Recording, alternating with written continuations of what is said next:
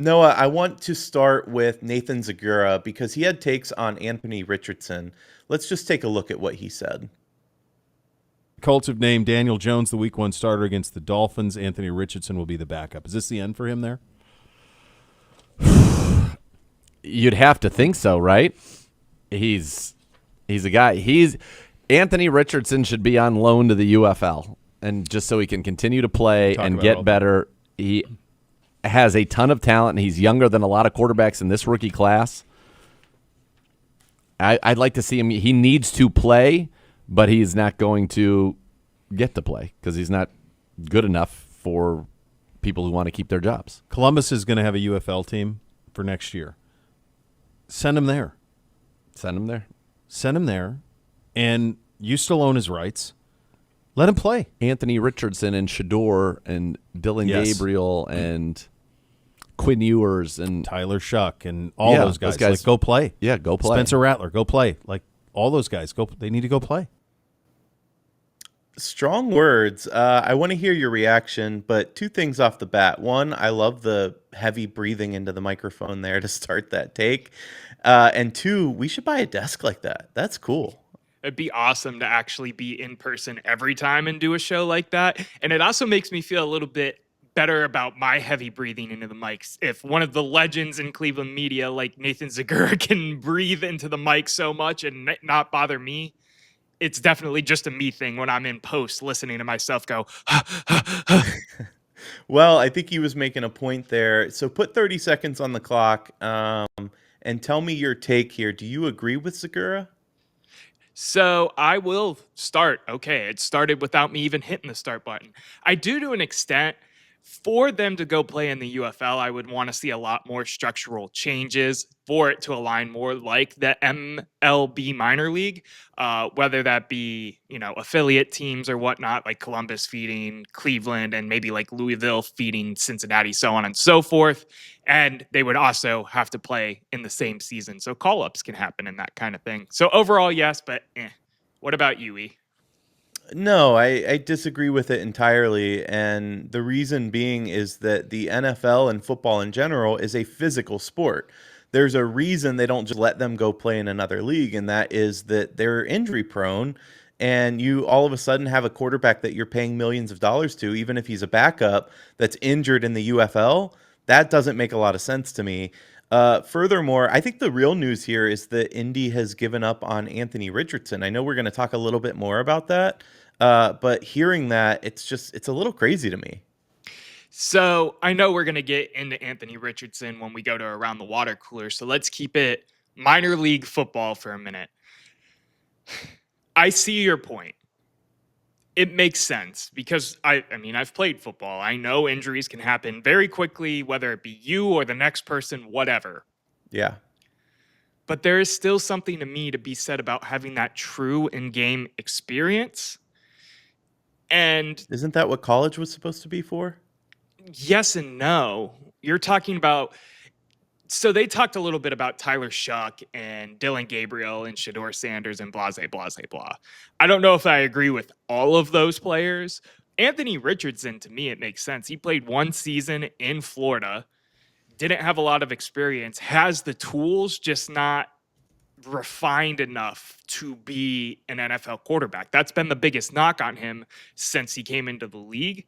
So their point, was he not lighting it up, though, at one point? He was, but you're still talking about and I think it was in the clip and the clips that I pulled, he's so young compared to a lot of people in the league. It's almost like he would have been better off going another year at college, and that's kind of shot himself in the foot and shot the Colts in their foot. Yeah, he is 23, which Dylan Gabriel's 24, to put that in perspective. Me and Dylan Gabriel are, in fact, the same age, 3 months older than me, which is crazy. Well, let's keep talking Anthony Richardson because I want to know whether or not he could be a right fit on the Browns team, which is interesting, but that's on this edition of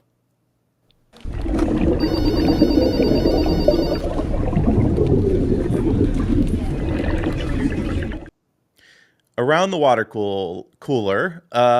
Play this, Noah. Play this clip because I want to know if you would trade for Anthony Richardson. said, would you guys trade either of our rookie quarterbacks for Anthony Richardson? No! Bull! Don't you sit here. No, don't you do it. Don't. I'd All trade Dylan Gabriel for Anthony Richardson. Why not? Okay, now too. listen. Now hold on. You know me. I listen. When you say rookie quarterbacks, I'm only thinking about one person anyway. Yeah. I'm playing, but if you want, I'll take Dylan Gabriel for Anthony Richardson. Anthony Richardson's probably not. As He's good, probably not good, but There's down deep. There is some There's talent something. there. Interesting take, especially that they immediately jumped on no, assuming that it would be Shador being the one getting traded. Right. I thought that was wild. I'm going to jump in real quick and give my take here, and that is that no, I would not trade either one or any of our quarterbacks. And here's my reasoning.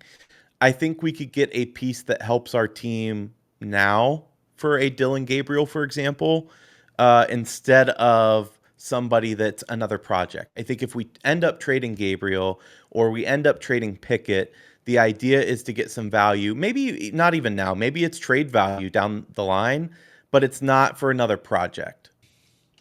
Yeah, I'm with you. With how our roster is constructed, again, this is not how I feel. I'm going to always say that right off the rip. But it seems like they think Shador is their project guy right now with where they have him in the depth chart. Whereas I think they think of Dylan Gabriel as a long-term backup option, which is totally fine. I think he could be a long-term backup option, whether it be for us or anybody in the league.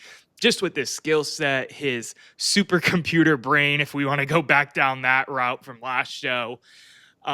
So it makes sense. Would I deal either of them? Well, I wouldn't deal either of them. I won't even ask and try to play it up. I wouldn't deal either of them because I think they both have their spot on this roster. I think they both make sense for the long-term potential future of the Cleveland Browns, depending on what the rookie quarterback class next year looks like. And this, that, and the third. I almost feel like he is already damaged goods at quarterback. Really? So maybe it's best for us to not try to pick up and have another project on top of Shador, on top of Dylan, who's a rookie, even though I think he, again, will be a great backup in this league, and potentially a guy we pick up next year. Does that make sense? It does. It does make me wonder, though, and this isn't. I want to jump in just quickly about this. What exactly was the role of Kenny Pickett? And are we rolling with 4 quarterbacks into the season? Because it was announced that he's not going to play in the final preseason game. He hasn't played in any of them. I'm not exactly sure. And obviously, Joe Flacco is named the season starter.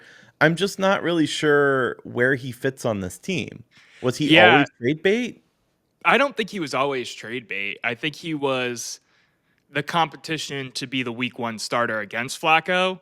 And when you hurt your hamstring to the point where you can't practice for 3 weeks and you're out for the preseason game we're going to talk about after the break, what else are you supposed to do? It's the same situation almost as what we had with Tyler Huntley last year. You're going to keep him on the roster, try to get some trade value out of him, and then if no one takes him, then you cut him, maybe bring him to the practice squad, so you can do that weird call up, call down, call up, call down like we did with Flacco, so that way you don't have to pay the rookies right away. But I think his role was initially to compete to be the starter, but when you can't practice, I mean, the best ability is availability at the end of the day. Is an ideal situation one where week 1 we play Cincinnati, and by all accounts, looking at Cincinnati and practices and preseason, they're going to have a rough time. I'm not sure what matchsticks they bought to be on offensive line. I'm not sure how that defense got worse, but I'm not convinced that Cincinnati is a better football team than the Browns. So best case scenario, we're up big. Do we see Pickett in a fourth quarter kind of role if that's the case? Well, no, because again, you go back to him being the practice squad quarterback, and I don't think in that instance they would be calling him up, calling him down until So he's not making the game roster week 1. I don't think he'll make maybe the 53 man and try to be trade bait or whatever, like you said. But when it comes to the actual game roster or the real 53 man, say when week 1 is here and we're actually worried about having X amount of players allotted at positions where they need to be. he seems like the odd man out, not one of the rookies, obviously, and definitely not the guy they just named the starter in Joe Flacco.